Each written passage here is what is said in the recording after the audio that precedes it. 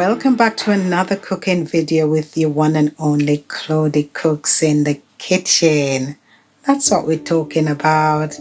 Today I'm fancying some cabbage and corned beef, and I want it with some banana yam and dumpling. Let's get cooking some delicious food. But before we get into that, as per usual, all of the ingredients will be listed in the link below for you. What are we waiting for? Let's get cooking! Woohoo! Okay, I've already started to boil some water here. And it's at a rolling boil. So to that, we're going to add some salt. And we're going to start adding the food provision. I've already made the dumpling just to save time, and I've used 1 1/4 cup of flour, and I used about 3/4 cups or just under 3/4 cups of water to bring it to this consistency that we've got here. So we're going to make the dumplings and we're going to put them in, and then we're going to move on with the banana and the yam. I started off by breaking off a piece of the dough, and now we are just going to shape them into a round disc, and in we go. And if you want to see the process of making the dumpling, I've got some dumpling videos online as part of a meal that I've done, so you can check that out. For all the dumplings here, so I'm just going to give it just a little mix so it doesn't stick at the bottom of the pan. And now we are going to peel the banana. As you can see, I'm using a knife to just run down one side of the banana. Then we're just going to peel it off like this.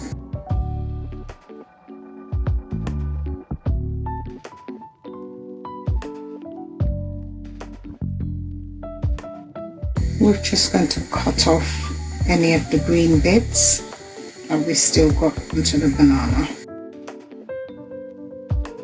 We're just going to pop that in, and we're going to do the same for the rest of the bananas. Now that I've peeled all the bananas, I have taken a bit of the skin off and I've washed it, and I'm going to drop it in the pan.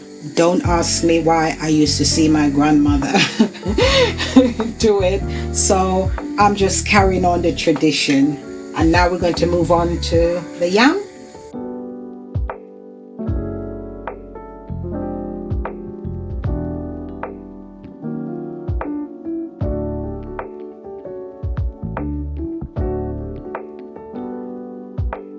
Okay, I did take out any discoloration that was on the yam, and I've washed it before slicing it.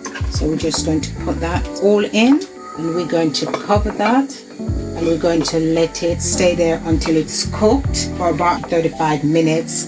And whilst that's cooking, let's get on with the cabbage and corned beef.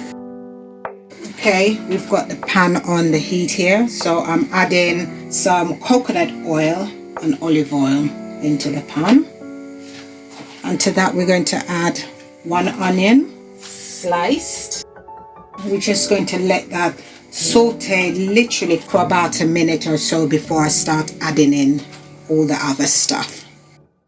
Okay, let's add some bell peppers, and I'm using mixed peppers, red, yellow and green. So we're going to add that to the pan, followed by some spring onion, a good handful, reserving some for a bit later.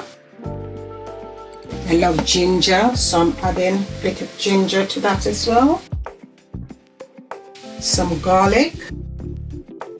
I'm using 4 cloves of garlic, and also I've got 5 squash pimento seeds in this as well. We're just going to add a bit of thyme to this first stage, and I've reserved some to add a bit later. This is smelling really beautiful. Really gorgeous smell in the kitchen. Just going to let that saute out for another minute or so, and then we will add some green seasoning. Right, I'm just letting you have a little smell of that. Doesn't that smell good? Time for the green seasoning. It's about 2 teaspoons. And we've got some tomatoes here. It's about a cup. And I'm going to put a pinch of salt just to give it a little seasoning along the way. Just going to stir that all up, bring out all lovely flavors. And what we're going to do is we're going to start introducing the cabbage with these wonderful flavors here. This is about half of a cabbage, so I'm just going to maybe not use all of it so I can keep some for coleslaw. Let's mix it up gently because we don't want it to spill all over the place. Get a gentle mix to combine it all together. Right, we're going to put a lid on.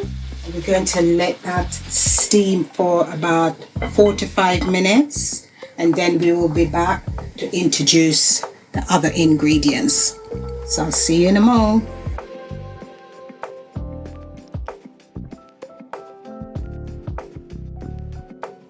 If you've noticed as well, I haven't added any water to the cabbage because we've got tomatoes in here, so we're getting the juice from the tomatoes. So I'm adding a bit more thyme, and I'm also adding some scotch bonnets, but I've removed the seed and I'm using just half. Onion and garlic granules here. I'm going to sprinkle it down. Some no all-purpose seasoning, and the rest of the salt and black pepper. The rest of the spring onion. Just going to have a little taste. This tastes delicious. So now what we're going to do now is to add some cubed corned beef to that. This is tasting so good, and the cabbage still got some crunch in it, and that's how I love my cabbage. I don't like it all soggy, so it's tasting nice, beautiful crunch to it. Now for some tomato ketchup. It's about 2 teaspoons, and some brown seasoning and some brown sauce. I've got some okra, so I'm going to add that to the mix, followed by a tablespoon of butter. Another mix before we put the lid on and let it simmer for about 8 to 10 minutes. So the corned beef is thoroughly heated through and all the flavors develop nicely. I can't wait to eat this. It is just as I imagined it to be. Right, we're going to get the lid onto that, and I'll see you back within the next 8 to 10 minutes. Okay, this is done. This is after 8 minutes. Okay, the last taste just to make sure it's all nicely seasoned. Wicked, and no water has been added to that. Look at that, just from the tomatoes. This is all done, so we're going to switch the fire off. I'll see you when I'm plating up.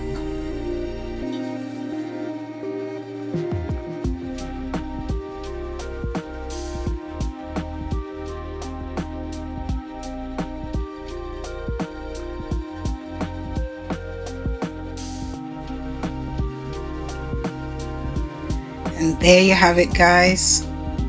My corned beef and cabbage with dumpling, banana and yam, fried plantain and avocado. Enjoy, because it's truly delicious.